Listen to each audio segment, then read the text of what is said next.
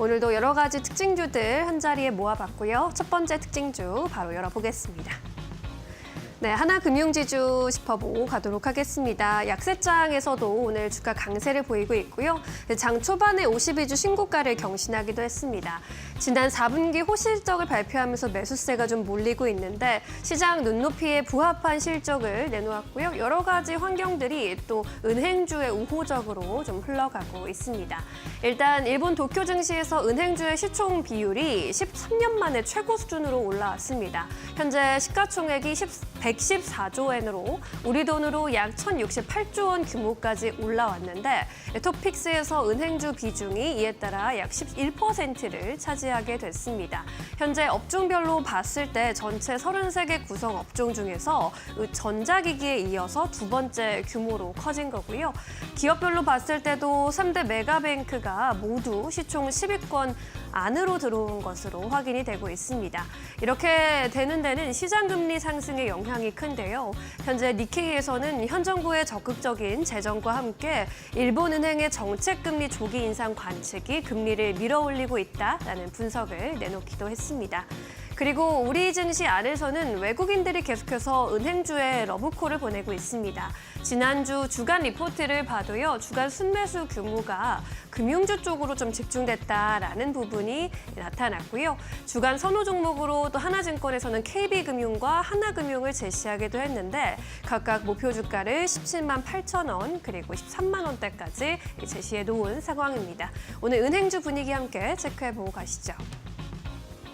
네, 현재 구간에서 하나금융지주가 3%대 강세를 계속 유지해주고 있습니다. 10만 3,300원 선에 거래되고 있고요. 제주은행은 12% 치솟으면서 15,980원 선 지나가고 있습니다. JB금융지주도 1에서 2%대 강세 흐름 포착되고 있는 가운데 장중에 KB금융과 신한지주는 하락 전환했습니다. 신한지주는 1% 이상 내리면서 83,400원 선에 거래되는 모습입니다.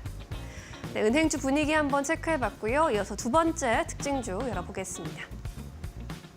엔젠바이오 살펴보고 가겠습니다. 의료 AI 관련주 안에서 눈에 띄고 있습니다. 오늘 두 자릿수대 급등세 연출하고 있는데 중동 최대 국제 의료기기 전시회가 이제 이달 안에 열리게 되는데 이 전시회에 국내 대표 의료 AI 기업들이 대거 참가하게 됩니다. 이 전시회 이름은 WHX 두바이인데요. 세계 3대 의료기기 전시회 중에 하나입니다. 과거 아랍 헬스라는 이름으로 친숙하신 분들도 있으실 것 같은데 올해 50주년을 맞으면서 명칭을 변경했다고 합니다. 이 WHX 두바이 올해의 경우는 2월 9일부터 12일까지 나흘간 두바이에서 개최될 예정입니다. 행사에 또 국내 기업, 기관이 211곳이나 참가하는 것으로 알려지고 있는 상황입니다. 특히 올해의 경우에는 우리나라와 아랍에미리트 간의 협력이 가시화되고 있기 때문에 업계에서 이 전시회를 바라보는 기대감이 더 큰 상황입니다. 지난해 11월에 이재명 대통령이 아랍에미리트의 국빈 방문을 계기로 양국의 협력이 확대되었기 때문인데요. 한국과 아랍은 지난 11월에 첨단 산업 분야의 협력을 약속한 바 있고요. 또 이 자리에서 식품의약품안전처와 UAE의 의료제품 규제기관이 바이오 헬스 분야의 포괄적인 협력의 양해각서를 체결한 바 있습니다. 분위기가 이렇다 보니까 업계에서는 이제 중동 수출 성과로 이어질 수 있는 분기점이 될 것으로 기대를 하고 있는 상황입니다. 오늘 의료 AI 관련주 흐름도 함께 살펴볼까요? 엔젠바이오는 거의 상한가 가까이 올라왔습니다. 28%대 급등세 연출하고 있고요. 뉴로핏의 경우에도 22%, 아크릴도 22% 급등 흐름 가져가고 있습니다. 이 밖에 JS링크, 코어라인소프트 같은 코스닥 종목들 2에서 5%대 강세 흐름 포착되고 있습니다. 네, 이렇게 의료 AI 관련주 한번 짚어봤고요. 세 번째 이슈가 있는 종목 열어보겠습니다. 네, 리노공업 보겠습니다. 오늘 코스닥 반도체뿐만 아니라 코스피까지 반도체주가 전반적으로 좀 큰 조정을 받아가고 있습니다. 트럼프 미국 대통령이 차기 연준 의장에 케빈 워시를 발표했는데 이러한 소식이 시장에 좀 부담을 주고 있는 모습입니다. 차기 미국 연준 의장의 지명자인 케빈 워시는 지난 2006년부터 2011년까지 연준 인사로 재직을 했는데 이때에도 매파적 인사로 좀 분류가 이슈가 된 바 있고요. 최근의 경우에는 AI 기반의 생산성의 향상을 근거로 금리 인하를 지지하고 있는 입장입니다. 여기에 더해서 대차 대조표 축소를 주장하고 있는데 긴축을 의미하죠.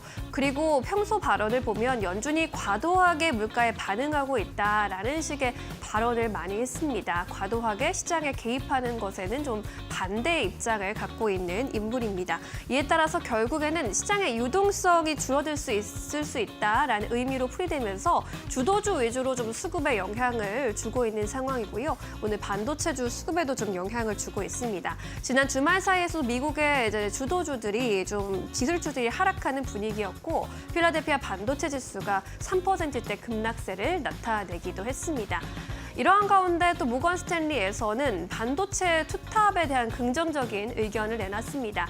기억하시겠지만 지난해 윈터 is 커밍 등으로 이제 반도체, 특히나 우리나라 반도체 업계에 좀 차가운 전망을 많이 제시했던 모건 스탠리가 메모리 더블업이라는 리포트에서 드디어 좀 따뜻한 전망을 내놨는데요. 이렇게 목표 주가를 끌어올린 배경은 실적 전망치의 상향입니다. SK하이닉스의 경우에는 179조 원, 삼성전자의 경우에는 245조 원까지 영업이익 전망치를 상향 조정했고요. 이에 따라 SK하이닉스의 목표 주가 110만 원으로 31%, 삼성전자의 경우에도 21만 원까지 바라보면서 24%나 상향 조정을 했습니다.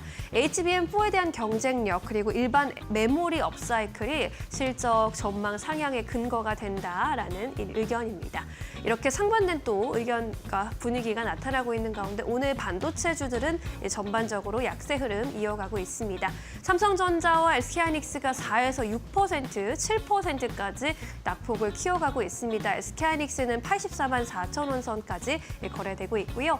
제주 반도체의 경우에도 8%, 한미반도체도 9%까지 낙폭 키우고 있습니다. 리노공업도 함께 빠지면서 10% 가까운 낙폭, 95,500원 선 지나가고 있습니다.